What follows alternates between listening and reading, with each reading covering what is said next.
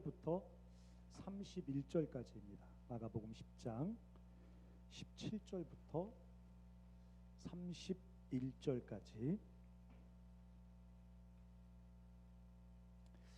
제가 읽겠습니다. 예수께서 길에 나가실새 한 사람이 달려와서 꿇어 앉아 묻자오되 선한 선생님이여 내가 무엇을 하여야 영생을 얻으리이까? 예수께서 이르시되 내가 어찌하여 나를 선하다 일컫느냐? 하나님 한 분 외에는 선한 이가 없느니라. 내가 계명을 하나니 살인하지 말라, 간음하지 말라, 도둑질하지 말라, 거짓 증언하지 말라, 속여 빼앗지 말라, 내 부모를 공경하라 하였느니라. 그가 여짜오되 선생님이여 이것은 내가 어려서부터 다 지켰나이다. 예수께서 그를 보시고 사랑하사 이르시되 내가 아직도 한 가지 부족한 것이 있으니 가서 내게 있는 것을 다 팔아 가난한 자들에게 주라. 그리하면 하늘에서 보화가 내게 있으리라. 그리고 와서 나를 따르라 하시니 그 사람은 재물이 많은 고로 이 말씀으로 인하여 슬픈 기색을 띠고 근심하여 가니라. 예수께서 둘러보시고 제자들에게 이르시되 재물이 있는 자는 하나님 나라에 들어가기가 심히 어렵도다 하시니 제자들이 그 말씀에 놀라는지라. 예수께서 다시 대답하여 이르시되 얘들아 하나님의 나라에 들어가기가 얼마나 어려운지 낙타가 바늘기로 나가는 것이 부자가 하나님의 나라에 들어가는 것보다 쉬우니라 하시니 제자들이 매우 놀라 서로 말하되 그런즉 누가 구원을 얻을 수 있는가 하니 예수께서 그들을 보시며 이르시되 사람으로는 할 수 없으되 하나님으로는 그렇지 아니하니 하나님으로서는 다 하실 수 있느니라. 베드로가 여짜와 이르되 보소서 우리가 모든 것을 버리고 주를 따랐나이다. 예수께서 이르시되 내가 진실로 너희에게 이르노니 나와 복음을 위하여 집이나 형제나 자매나 어머니나 아버지나 자식이나 전토를 벌인 자는 현세에 있어 집과 형제와 자매와 어머니와 자식과 전토를 100배나 받되 박해를 겸하여 받고 내세의 영생을 받지 못할 자가 없느니라. 그러나 먼저 된 자가 나중되고 나중된 자가 먼저 될 자가 많으니라. 여러분 소리 잘 들리십니까? 이렇게 소리가 멍멍멍 울리는 것 같지 않아요? 그렇죠? 하울링이 생기는 것 같기도 하고. 네, 오늘 등장하는 본문의 청년, 또 부자고 다른 공간 복음에 보면 고위 공무원인 것을 알 수가 있습니다. 이 사람은 율법에 흠이 없는 자였어요. 아까 예수님께서 이런저런 계명을 말씀하실 때 그런 계명은 어릴 때부터 지켰다고 아주 당당히 얘기할 수 있는, 어쩌면 그 당시에 유대인의 입장으로서는 가장 영생에 가까이 있는 사람이라고 볼 수 있습니다. 근데 오늘 주님이 그 사람을 향해서 뭐라고 말씀하시냐면 그런 너에게 한 가지 부족한 것이 있대요. 근데 우리가 가만히 이 헬라어 성경을 보면 그냥 조금 모자란 부분이 있는 게 아니에요.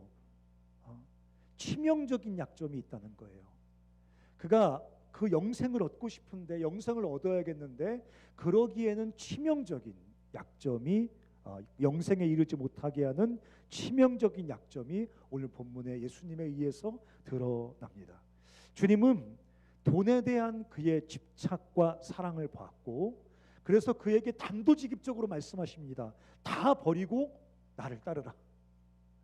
네, 제가 이 자리에 없었던 게 얼마나 감사한지 몰라요. 네, 그만한 돈도 없지만 다 버리고 나를 따르라고 도전하십니다. 여러분, 넘 얘기니까 그렇지만 조금만 생각해보면 이건 굉장히 충격적인 본문입니다. 이 사람이 지금 뭐 다른 걸 요구한 게 아니에요. 주님 구원에 이르게 해주십시오, 주님 영생을 얻게 해주십시오라고 얘기했는데 주님이 뭐라고 말씀하셨냐면 네가 가지고 있는 재산을 다 버리고 나를 따르라고 말씀하셨습니다. 여러분, 구원은 믿음으로 받는 거 아닙니까? 구원은 믿음으로만 받는 거 아닙니까? 오늘 본문은 믿음이 무엇인가에 대해서 우리에게 질문을 던지고 우리에게 도전하고 있는 그런 아주 중요한 본문입니다. 아무리 생각해봐도 너무 무리한 요구 아닌가?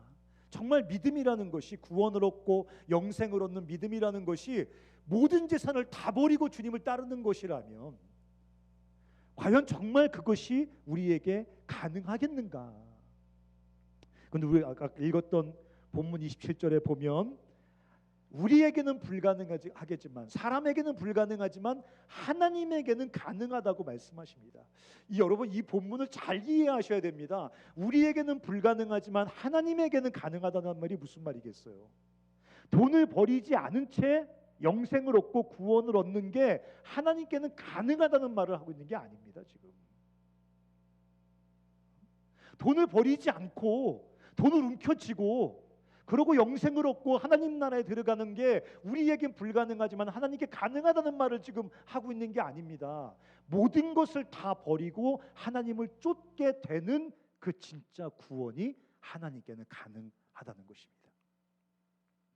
여러분, 우리에게는 주님이 영광스럽게 우리를 완성하시는 영광의 때를 기다려야 되는 우리 안에 해결되지 않는 본질적인 연약함이 있습니다. 그렇지만 동시에 예수님과 함께 참된 생명의 삶을 실제로 살아낼 수 있는 위대한 가능성이 우리에게 분명하게 존재합니다. 그래서 성경은 이 치열한 삶을 믿음으로 반드시 살라고 우리에게 치열한 분투를 도전하고 있는 것입니다. 근데 아주 많은 사람들이 그냥 이 확신, 하나님의 이 도전을 잃어버린 채 예수, 믿음, 구원이라는 이 자기 논리, 이 자기 어떤 종교적인 논리가, 이 논리에 대한 어떤 지식과 확신이 믿음이라고 착각을 하는 사람들이 많이 있습니다. 그러면서 이상해요. 왜 나는 믿는데 예수님께서 말씀하시는 그 풍성하고 능력 있는 삶이 내 삶에는 경험되지 않을까? 나는 예수, 믿음, 구원 이 사이클 안에 분명히 들어갔는데 나는 왜 내 삶 속에 주님이 약속하신 그 거룩하고 복된 삶이 경험되어지지 않을까? 어쩌면 진짜 믿음이 아니라는 것입니다. 그냥 자기 지식에 대한 동의라는 것입니다. 오늘 본문이 우리에게 말해주고 있는 믿음의 진짜 모습은 어떤 것일까요?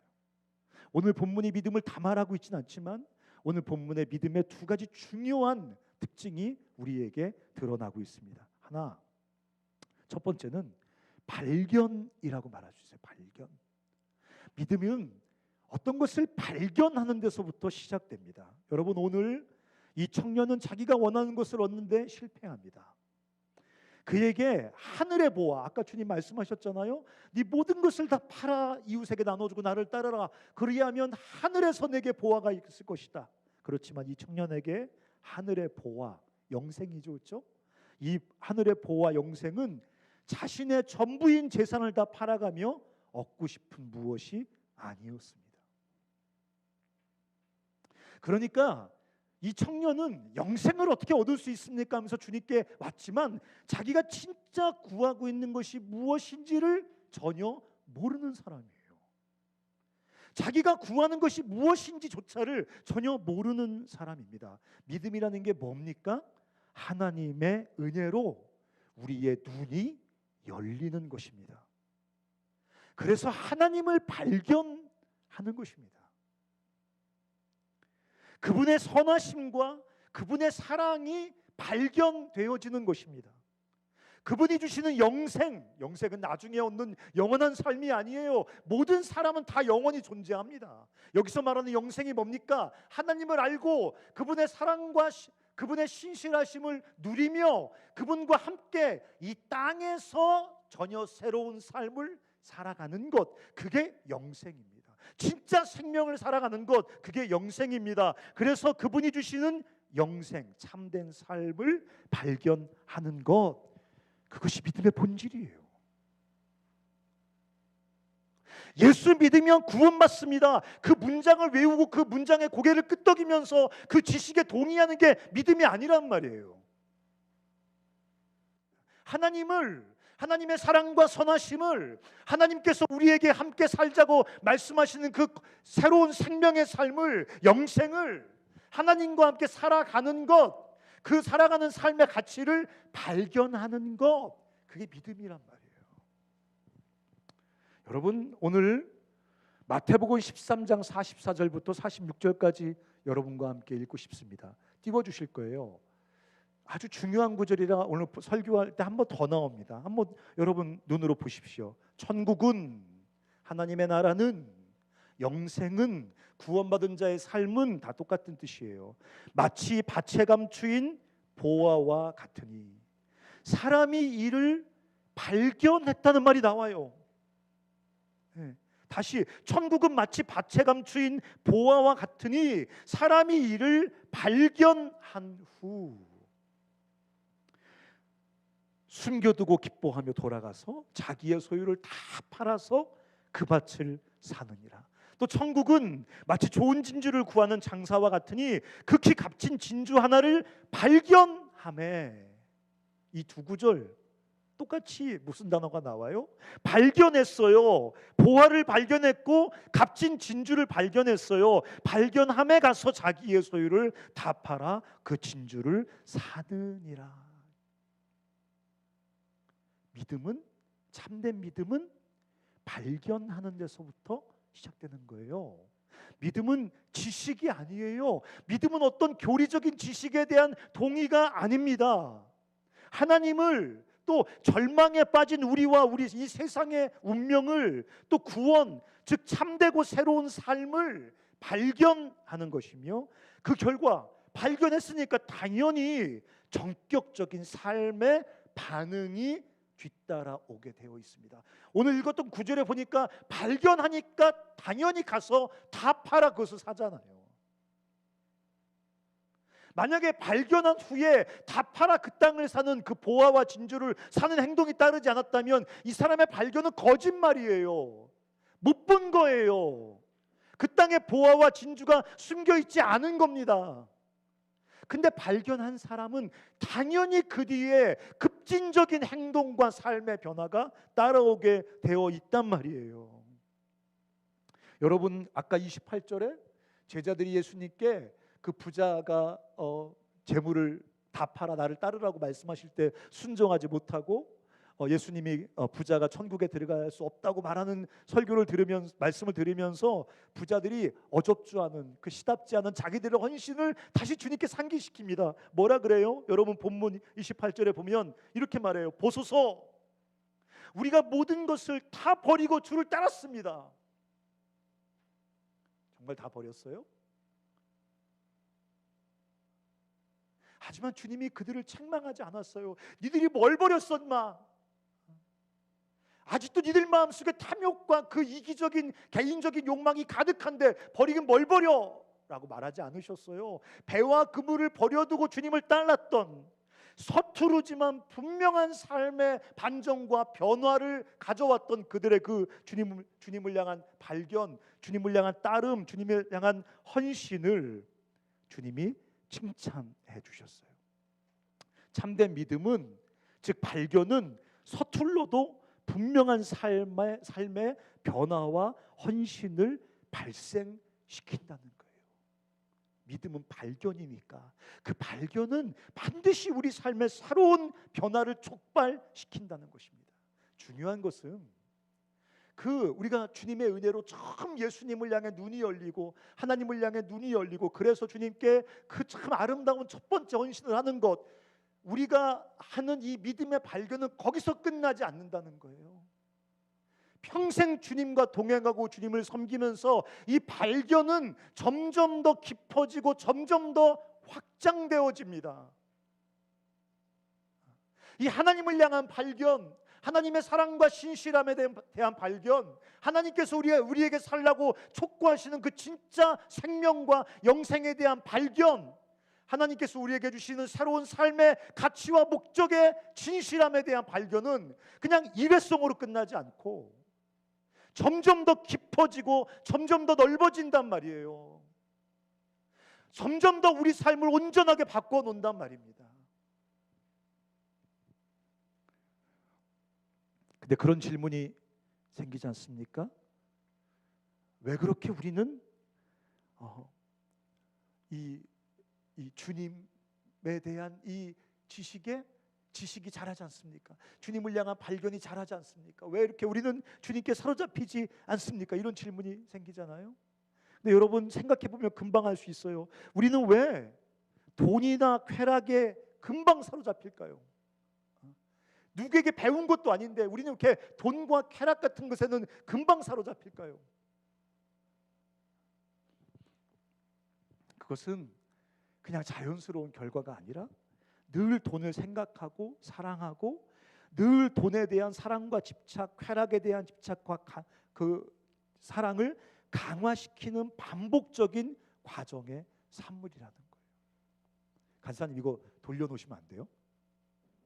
이거 뒷면 보니까 엄청 신경 쓰이는데 우리 여기 있는 분들은 제가 쳐다보면 설교할게요. 이렇게. 네, 감사합니다. 네, 감사합니다. 돈과 쾌락에 대한 집착, 어떤 습관에 대한 집착이 그게 그냥 자연스럽게 자라가는 게 아니라는 거예요. 끊임없이 돈을 사랑하는 연습을 반복하면서 점점 더 돈에 대한 집착과 사랑이 자라가는 거란 말이에요. 어떤 쾌락에 대한 집착과 사랑, 그것도 그 쾌락을 계속해서 탐닉하고 그 쾌락을 그리워하고 그 쾌락을 갈망하면서 점점 그 쾌락에 대한 집착과 사랑이 자라가는 거란 말입니다.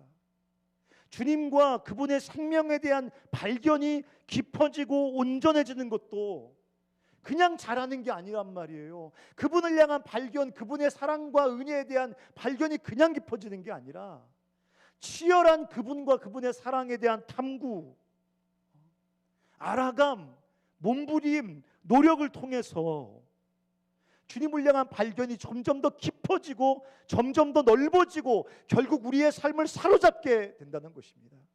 여러분 빌립보서 3장 7절부터 12절 말씀도 한번 띄워주실 거예요. 좀 길지만 저를 따라서 한번 찬찬히 읽어보세요. 사도 바울이 뭐라고 말하나 보세요. 그러나 무엇이든지 내게 유익하던 것을 내가 다 그리스도를 위하여 해로 여긴대요. 여러분 우리가 이런 말씀을 그냥 지나치지 않아야 되겠어요.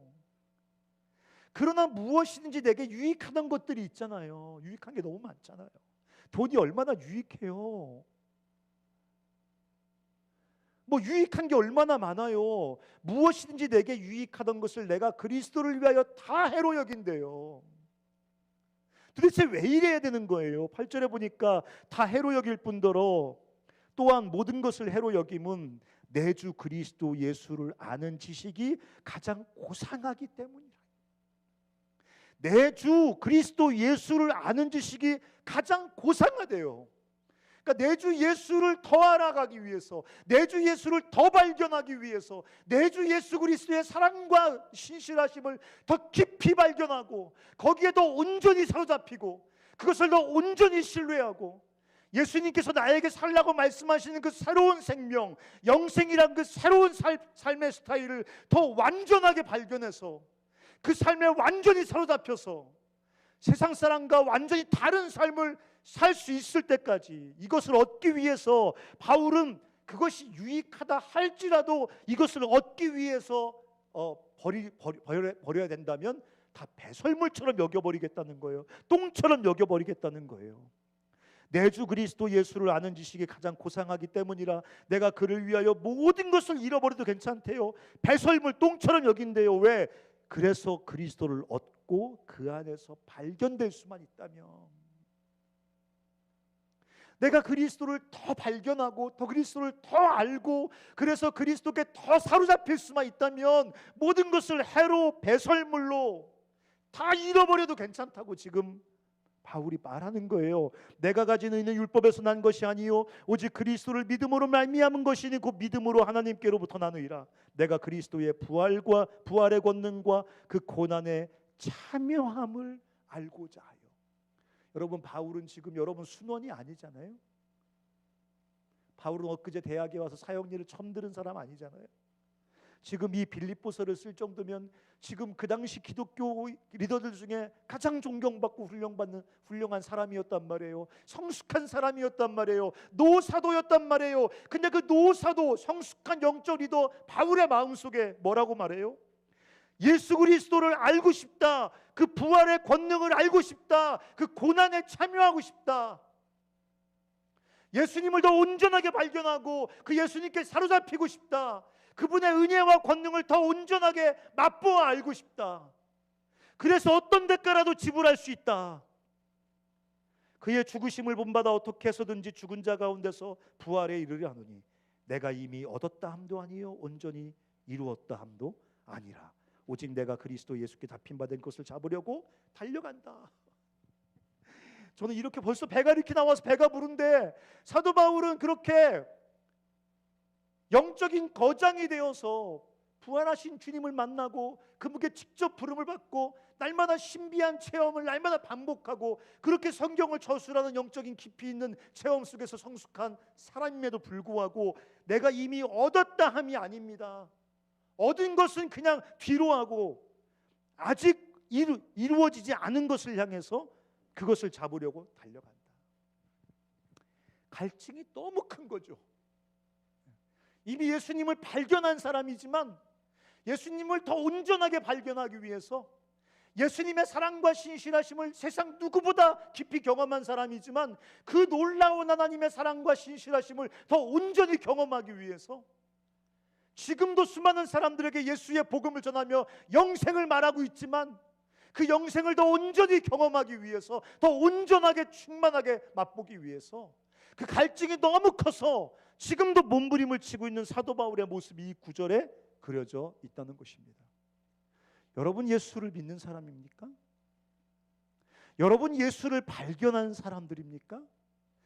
여러분 예수님의 사랑과 선하심을 발견한 사람들입니까? 여러분 예수님께서 우리에게 주신 영생을 진짜 삶으로 발견한 사람들입니까?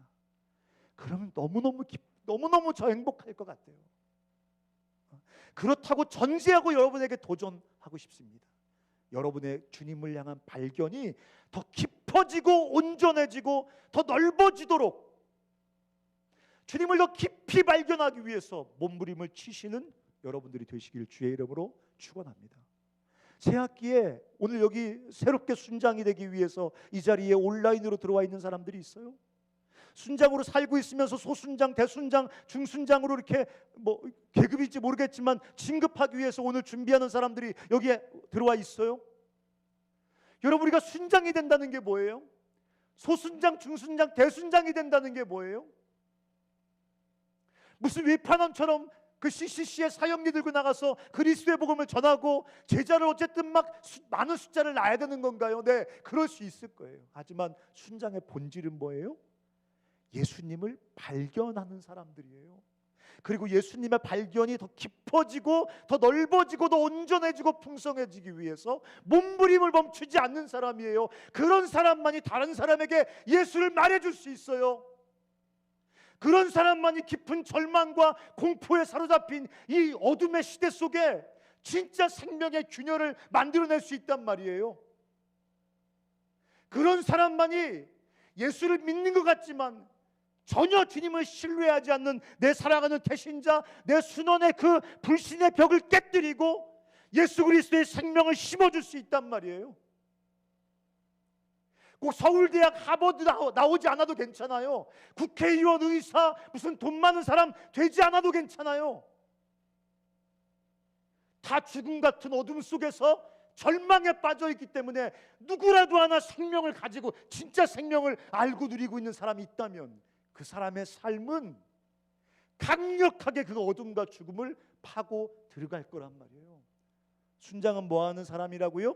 하나님을 발견한 사람들, 그 발견이 더 깊어지고 온전해지기 위해서 몸부림을 치는 사람들입니다. 여러분 말씀 묵상과 기도 열심히 하세요? 목사님 참 구시대 사람이네요. 꼰대네요. 요즘 젊은 애들이 누가 이렇게 말씀 묵상을 깊이 하고 기도를 진지하게 합니까? 네, 그러면 저 정말 죽도록 꼰대이고 싶어요. 여러분에게 정말 심하게 잔소리하고 싶습니다. 여러분 큐티 왜 하세요? CD 간사님이 횟수 검사하니까 큐티 합니까? 여러분 큐티하면 뭔가 안 하는 것보다 나을 것 같아서 큐티하십니까? 그런 차원의 문제가 아니란 말이에요. 예수 그리스도를 발견하기 위해서, 알아가기 위해서 그분의 생명과 그분의 선하심과 은혜를 정말 알 수 있는 가장 절대적이고 유일한 방법이 몸부림을 치면서 주의 말씀을 묵상한 걸 붙잡고 기도하면서 주님이 이 지식이, 이 발견이, 이 오늘 내가 이 말씀으로 깨달은 하나님의 사랑과 선하심이 내 인격의 밑바닥을 바꾸게 해주십시오 라고 기도하면서 진지하게 그 말씀과 씨름하지 않으면 하나님을 향한 여러분의 발견은 조금도 변하지 않을 것입니다. 성숙하지 않을 것입니다. 여러분, 기독교가 가장 잘하는 게 말잔치 아닙니까? 말잔치. 구원, 생명, 기쁨, 승리, 뭐 온갖 노래에 다 나오잖아요. 가사 좋은 거 다 갖다 붙여놨잖아요. 승리 얼마나 말합니까? 영광, 은혜, 사랑, 용기, 소망. 근데 우리 삶에 이루어지는 건 한 개도 없죠. 말잔치예요. 실제가 없는 말껍데기뿐입니다. 우리가 뭐 해야 됩니까? 순장들이 뭐 해야 됩니까? 우리가 말잔치하는 그 단어 하나하나 붙들고 그것이 내 삶의 실제가 되기 위해서 씨름해야 됩니다. 하나님, 구원이 뭡니까? 10원에서 1원 빠진 게 구원입니까? 그거 내 통장에도 엄청 많습니다. 도대체 구원이 뭔데? 구원이 뭔데? 이렇게 성경 가득히 구원에 대한 얘기를 써놨습니까? 왜 나는 구원을 받았는데 감격이 없습니까? 나는 왜 구원을 받았는데 저 연봉 300만 원, 500만 원 받는 것들이 저렇게 부럽습니까? 왜 내 삶에는 구원의 실체가 안 됩니까? 영생은 도대체 뭡니까? 하나님의 은혜는 도대체 뭡니까? 주님의 사랑은 도대체 뭡니까? 이성 남자친구의 사랑만큼도 못한, 나 혼자 짝사랑하는 그녀의 사랑만큼도 못한 이런 삶의 척박한 여정 속에서 내 안에 이 염려와 공포 하나 깨뜨려주지 못하는 하나님의 사랑, 그게 뭡니까? 허구지, 허구. 가짜죠. 거짓말입니다. 말잔치예요. 이런 단어들, 여러분이 알고 있는 기독교의 실제들, 이것이 정말 내 삶에 이루어지기 위해서 씨름해야 됩니다. 기도해야 됩니다. 금식해야 됩니다. 주님께 매달려야 됩니다. 공부해야 됩니다. 책 좀 읽으시라고요. 성경 사지만 말고 성경을 읽으라고요. 하나님께 이게 깨달아지도록 주께 기도하라고요. 여러분, 또 말씀 묵상, 어떤 그런 연구와 치열한 몸부림뿐 아니라 어떻게 살 것인가 고민해야죠. 예수를 발견한 사람으로서 어떻게 살아야 되는 것인가? 무엇이 옳은 것인가? 어디로 가지 말아야 되는 것인가? 어디로 가야 되는 것인가? 나는 뭐를 포기해야 되는가? 뭐는 절대로 포기하지 말아야 되는가? 어떤 직업을 가져야 되는가? 어떤 직업을 갖지 말아야 되는가? 나는 왜 얘랑 사귀면 안 되는가? 나는 왜 얘랑 교제를 해야 되는가? 나는 힘든데 여기를 왜 가야 되는가? 나는 가고 싶은데 여기를 왜 갈 수 없는가?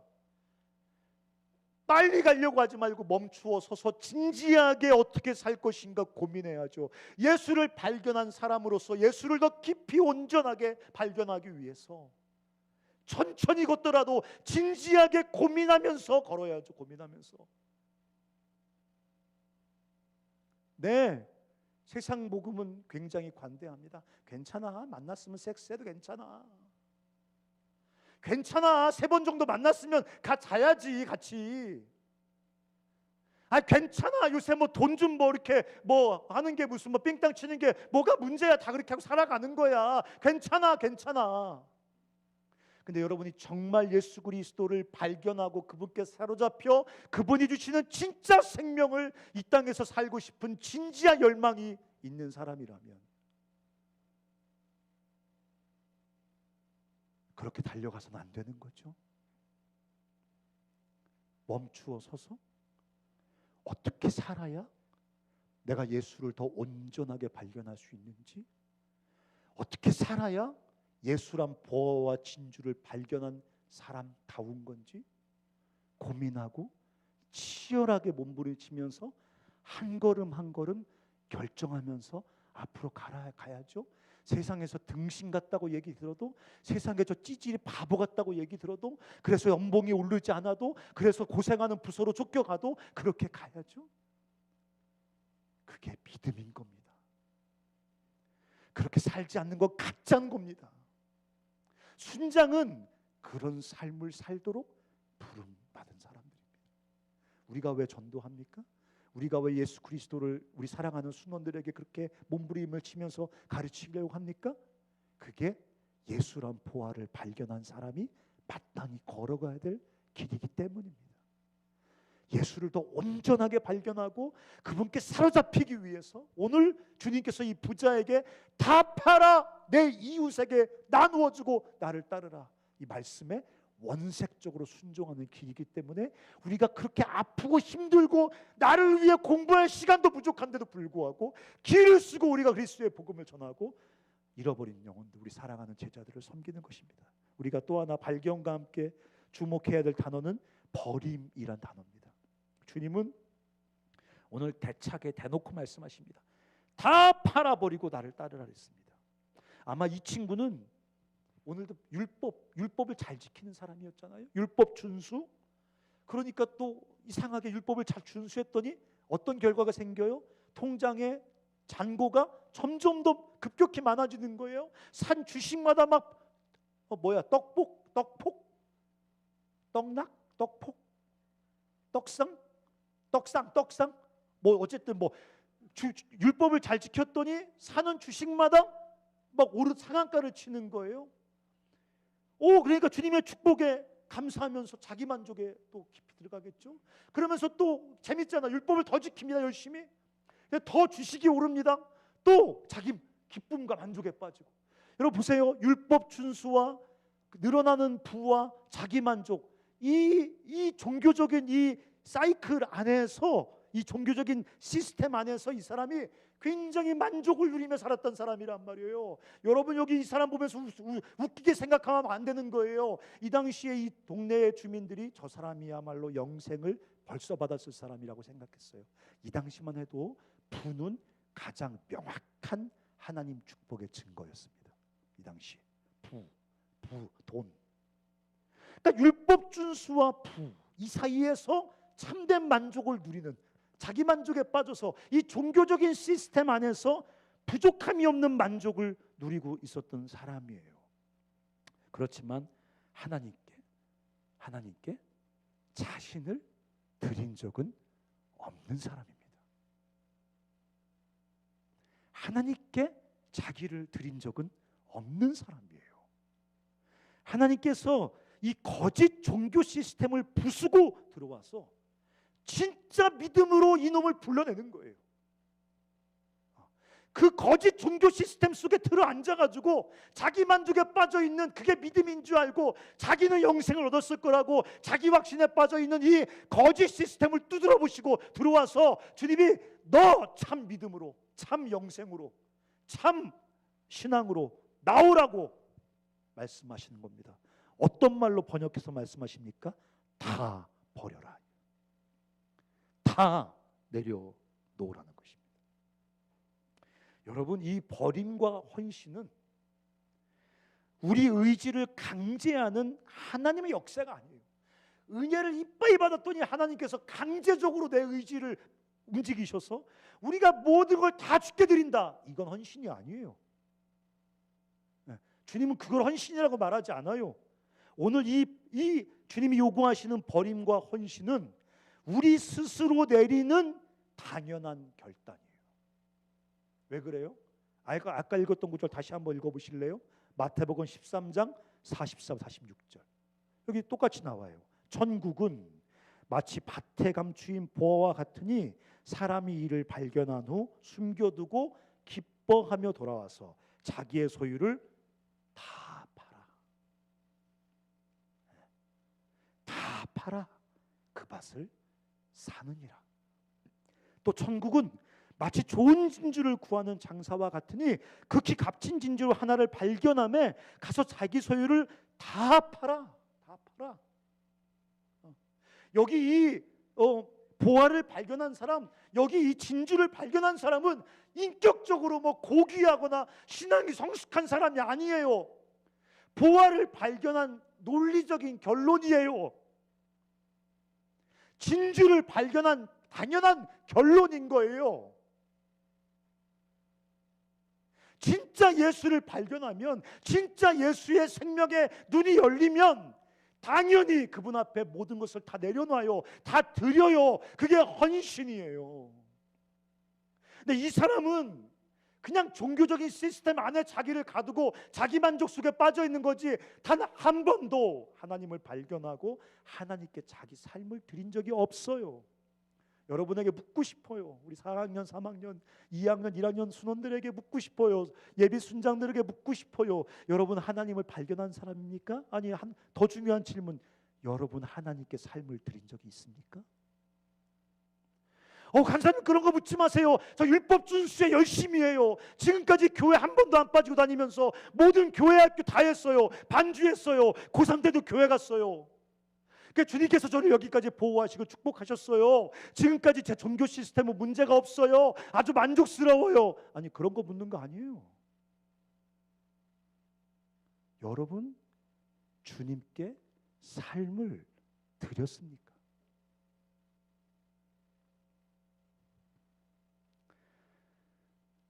여러분, 우리가 예수를 믿는다는 게 뭐예요? 주님께 우리 삶을 드리는 거예요. 거룩한 버림이죠. 헌신이죠. 여러분, 로마서 6장 18절에 이렇게 써 있어요. 죄로부터 해방돼요. 죄로부터 해방되는 게 기독교가 아니에요. 6장 18절에 죄로부터 해방되어 의에게, 바꿔 말하면 하나님에게 종이 되었느니라. 여기까지 가야 기독교인 거예요. 죄에서 용서받았다, 죄에서 해방되었다, 이건 기독교가 아닙니다.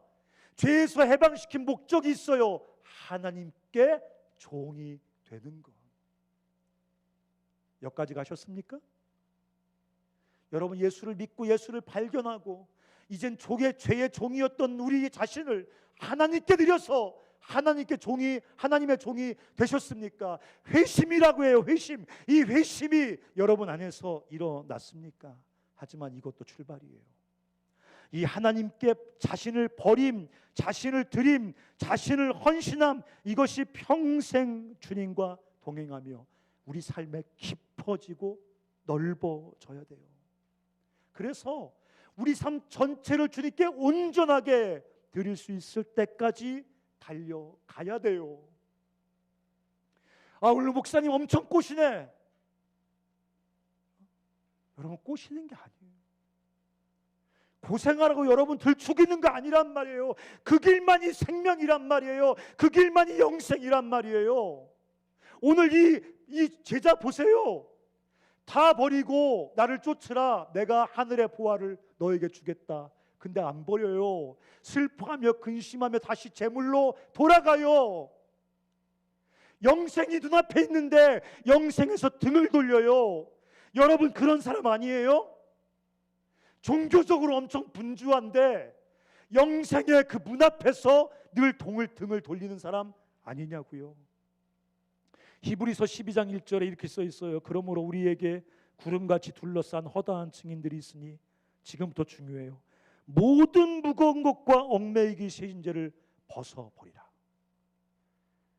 내가 발견한 주님, 그 주님이 내게 주시는 영생을 실제로 살아내는데 함께 갈 수 없는 것들이 있잖아요. 주님을 따라가고 싶은데 주님을 따라가면서 가져갈 수 없는 게 있잖아요. 그게 여기 나오는 모든 무거운 것과 얽매이기 쉬운 죄죠. 벗어버리래요.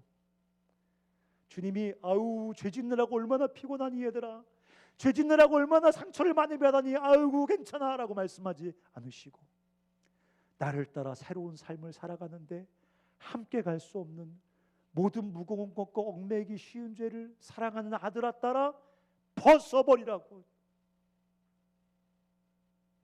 버리라고 말씀하시는 거예요. 그리고 주님은 결국은 내 모든 것을 요구하세요. 내 모든 것을 내려놓는 데까지 주님이 나를 데리고 가세요. 마가복음 8장 35절에 이건 안 띄워주실 거예요. 제가 읽어드릴게요. 누구든지 자기 목숨을 구원하고자 하면 잃을 것이요, 누구든지 나와 복음을 위하여 자기 목숨을 잃으면 구원하리라. 자, 따라서 해보세요. 성경은 뻥이다. 약해요? 다시 한번. 성경은 개뻥이다. 약해요? 하나님은 뻥쟁이다. 아무나 안 하네. 순종을 안 하네. 그거 못하겠죠. 아무리 내가 개차반으로 살아도 성경은 뻥이다, 성경은 개뻥이다, 하나님은 뻥쟁이다, 이런 말을 못하겠죠. 근데 여러분 그러고 살잖아요. 교양 있게 속으로만 말하죠. 개뻥이야. 개뻥이.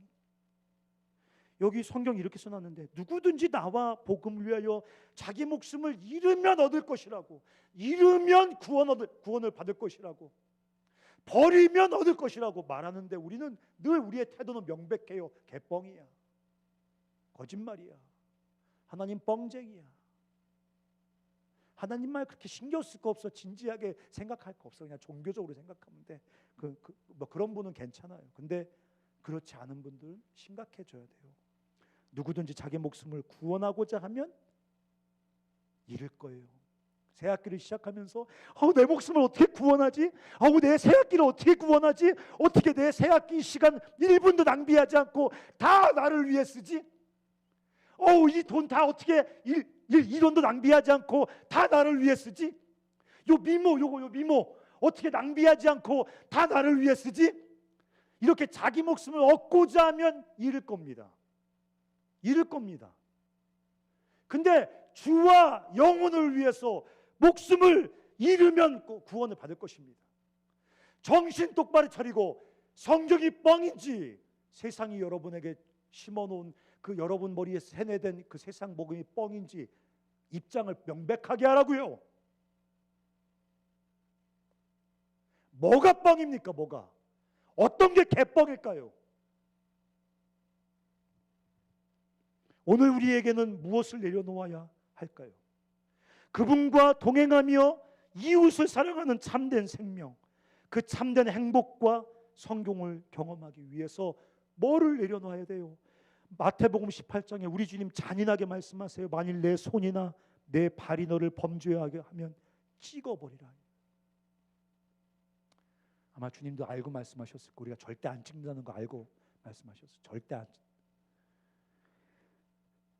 장애인이나 다리 저는 자로 영생에 들어가는 것이 두 손과 두 발을 가지고 영원한 불에 던져지는 것보다 나으니라. 만일 네 눈이 너를 범죄하게 하면 눈 빼버려라. 이거 주님이 아시는 거예요. 우리가 절대 안 뺄 거라는 거를. 확 빼버려라. 한 눈으로 영생에 들어가는 것이 두 눈을 가지고 지옥불에 던져지는 것보다 나으니라. 잘 보세요, 여러분. 잘 보세요. 제 말 잘 보세요. 수학 시간이에요. 수학 시간. 여러분, 두 손, 두 발, 두 눈 다 뜨고 그냥 살아가는 것보다 한쪽 눈이 없고 한쪽 팔이 없고 한쪽 발이 없어도 영생을 사는 게 훨씬 낫대요. 무슨 말인지 이해돼요?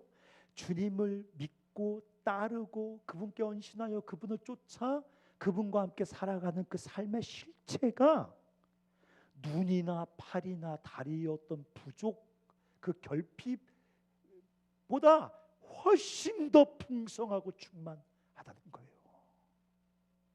그걸 말하고 싶은 거, 눈 빼라는 거 아니에요. 죄 진다고 눈 쫙 찌르지 말라고요. 찌른다고 그 음란한 생각 안 하냐고요. 뭐 음란 사이트 들어간다고 손가락 칼로 찌르지 말라고요. 손가락 칼로 찌른다고 음란 사이트 안 들어갑니까? 우리가 뭐를 버려야 될까고요? 자기 손에 쥐고 있는 것에서 눈을 좀 들어요. 이거 주님이 노랜다고 이거 놓치면 큰일 날 것처럼 자기 손에 이것만 쳐다보고 사는 사람이 있어요. 이 쾌락, 이 시간, 이 내 인생의 안전에 대한 두려움, 이것만 봐요. 좀 눈을 들어서 하나님을 봐요. 그거 놓으면 뭐를 주신다고 말씀하시는지 좀 하나님의 손을 좀 보자는 거예요.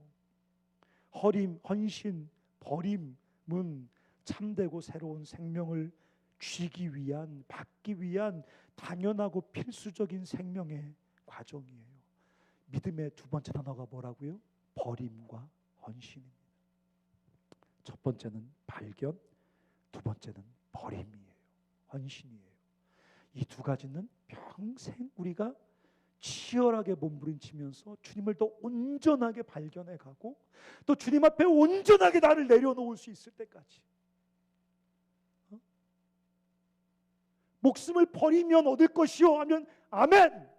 이미 나는 내 목숨을 주님께 드렸습니다. 내가 대학교 1학년 새삥이지만 나 2학년 어리부리하지만 아까 베드로가 주님께, 주님 우리가 모든 걸 다 주님께 드렸잖아요. 그렇게 말하는 베드로처럼 우리도 아직 버릴 게 아직 많이 남아있지만 그래도 주님 앞에 진실하게 주님, 난 주님을 발견한 사람으로서 주님께 내 삶을 드렸어요. 난 주님을 위해 살 거예요. 세상과 다르게 살 거예요.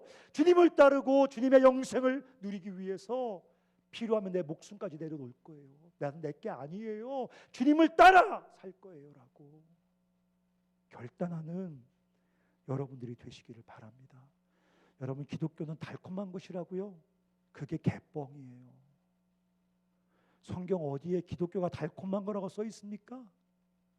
하나님께서 여기 무한한 생명을 우리에게 약속하지만 그것을 실제로 누리는 길은 군사요, 농부요, 경기하는 자처럼 평생 주님을 더 온전하게 발견하고 주님께 더 온전하게 내 삶을 헌신하기 위해서 치열하게 몸부림치는 과정이라고 말씀하고 있잖아요. 사랑하는 고생길에 함께 뛰어든 형제자매 여러분, 예수 믿는 건 졸업도 없어요. 예수 믿는 건 은퇴도 없습니다. 그렇지만 저와 함께 우리 예수님 더 온전하게 발견하고 그 예수님께 온전하게 나를 드리기 위해서 같이 또 2021년 치열하게 달려가 보자고요. 근데 그 치열한 몸부림 속에 세상 누구도 알지 못하는 돈이나 섹스 같은 게 줄 수 없는 진짜 삶의 충만함이, 기쁨이, 자유함이 우리 삶에 물밀듯 쏟아져 들어온단 말이죠. 그것으로 나만 사는 게 아니라 내 옆에 공포와 죽음 속에 짓눌려 있는 수많은 이 어둠 속에 있는 아이들, 그들의 삶에 생명의 균열을 만들어내는 여러분들이 되었으면 좋겠습니다. 같이 부르고 싶은 찬양이 하나 있는데요. 그 쉬운 찬양, 주님 내가 여기 있사오니, 우리 그 다 아는 찬양인데 한번, 다 아는 찬양이니까 우리 방에 있지만 눈 한번 감고 한 번도 주님 앞에 삶을 드려본 적이 없는 사람들, 수련회 가서 벅벅 소리만 질렀지 진짜 진지하게 주님 앞에 삶을 드려본 적 없는 사람들, 이 시간 이 찬양하면서 내가 주님을 더 온전하게 발견하고 그 주님께 삶을 전적으로 내어드리기 위해서 이 시간 다시 한번 내 삶을 주님 앞에 올려드립니다. 나를 받아주십시오. 나의 주인이 되어주십시오. 내가 이 시간 주님께 나를 다시 드린다는 고백을 하오니 주님, 다시 내가 이 치열한 믿음의 진짜 경주를 시작하게 도와주십시오. 우리 사랑하는 2학년들 소순장님들 계세요? 이제 예비 순장님들, 여러분들 축복합니다. 고생길에 들어서셨지만 이 고생길이 생명의 길이에요. 나 하나 추단하는 것도 힘든데 복음을 전하고 제자를 기르라고요. 근데 그게 생명의 길이에요. 엄마가 그러시죠? 네 주제 파악이나 하라고. 이게 진짜 거룩한 주제 파악이에요. 우리 같이 한번 주님 앞에 이 고백 드렸으면 좋겠습니다.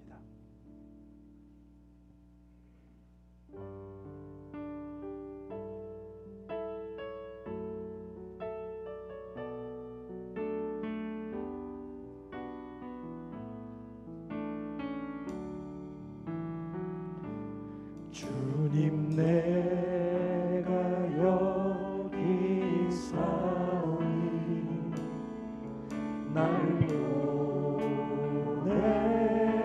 보내소서.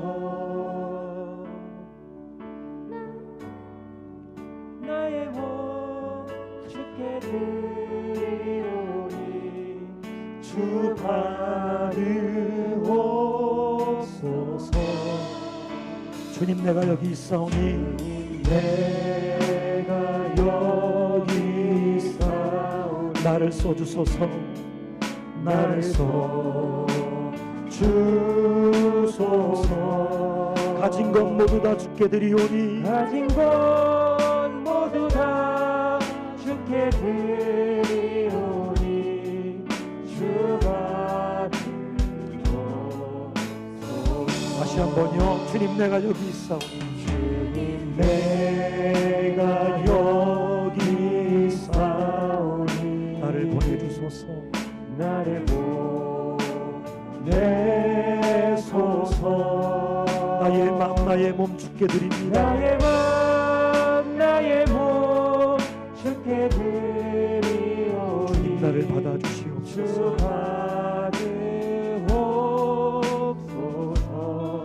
주님 내가 여기 있사오니 주님 내가 여기 있사오니 나를 써주소서. 나를 써주소서. 가진 것 모두 다 주께 드리오니 가진 것 모두 다 주께 드리오니 주님 받아주시옵소서. 주 받으소서.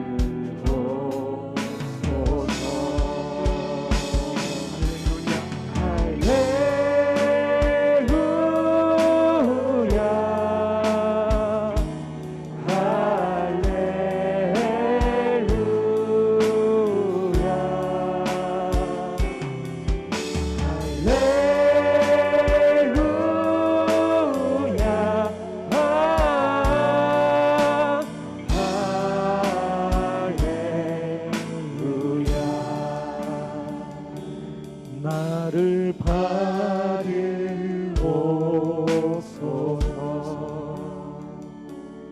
같이 한번 기도하겠습니다. 여러분 이 시간 방에 있으세요? 사랑방에 있으세요? 아니면 뭐 커피숍에 있으세요? 소리를 안 내도 좋고 소리를 내도 좋습니다. 하지만 오늘 이 밤에 주님께서 여기도 계시고 거기도 계세요. 그리고 우리의 가장 진지하고 진실한 고백을 기다리십니다. 혹시 아직도 나는 예수를 발견하지 못한 사람이다. 종교 생활을 열심히 반복해서 해오고 있지만 그 안에서 그냥 내가 적당히 이 정도면 종교적으로 괜찮은 사람이라고 자기만족 속에 빠져 있지만 정말 예수님을 인격적으로 발견한 적이 없는 사람이다. 하나님의 사랑과 은혜를 발견한 적이 없는 사람이다. 그분이 나에게 살라고 말씀하시는 그 세상과 다른 삶의 가치와 목적을 발견한 적이 없는 사람이다. 그 사람은 무릎을 꿇어야 됩니다. 하나님이여 내 눈을 열어, 내 마음의 문을 열어 하나님을 보게 하여 주시옵소서. 하나님을 발견하게 하여 주시옵소서. 진짜 믿음을 시작하게 하여 주시옵소서. 이미 발견한 사람입니까? 주님 더 발견하게 해주십시오. 더 보게 해주십시오. 더 알게 해주십시오. 주님께 사로잡히게 해주십시오. 내 삶 전체를 다 주님께 쏟아 부을 정도로 주님께 사로잡히게 도와주십시오. 새로운 삶, 죄와 무거운 짐들을 벗어버리면서 새로운 삶을 주님을 위해 뚜벅뚜벅 믿음으로 다드려 살아갈 수 있을 만큼, 온전하게 내 목숨을 다 주께 드리고 헌신할 수 있을 만큼 주님을 더 온전하게 발견하게 도와주십시오. 주님을 발견하고 주님께 내 삶을 다드리기 위한 이 치열한 경건의 경주를 멈추지 않게 하여 주시옵소서라고 우리 같이 한번 합심하여 진실하게 기도하겠습니다. 살아계신 아버지 하나님, 주님께서 우리 사랑하는 형제와 자매들을 찾아가셔서 만나주시옵소서. 사랑하는 형제와 자매들을 찾아가서 만나주시옵소서. 이들의 고백을 주께서 이들의 마음을 주께서 뜨겁게 아버지, 아직 주님을 만나지 못한 사람들은 주님을 발견하지 못한 사람들 주님이 여기니까 주님과 용서하고 그래서 다 바라보니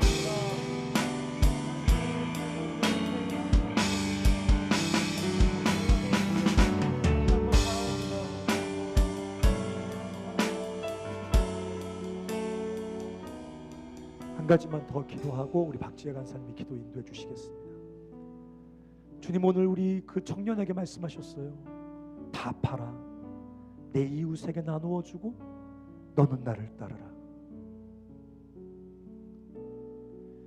오늘 이 밤에 주님께서 우리에게 다른 말씀을 하실까요? 우리에겐 다른 말씀을 하실까요? 우리에겐 다르게 표현하실까요?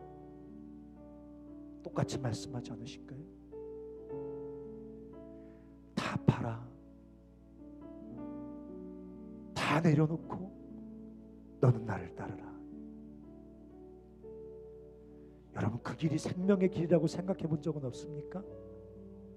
그 길이 진짜 부요함의 길이라는 생각을 해본 적은 없습니까? 그 길이 진짜 우리 욕망을 채워주는 참된 그 만족의 길이라는 생각을 해본 적이 없습니까? 너무 철저하게 세상에 속아서 세상의 복음만이 진리라고 생각하십니까? 돈만이 우리의 진리라고 생각하십니까?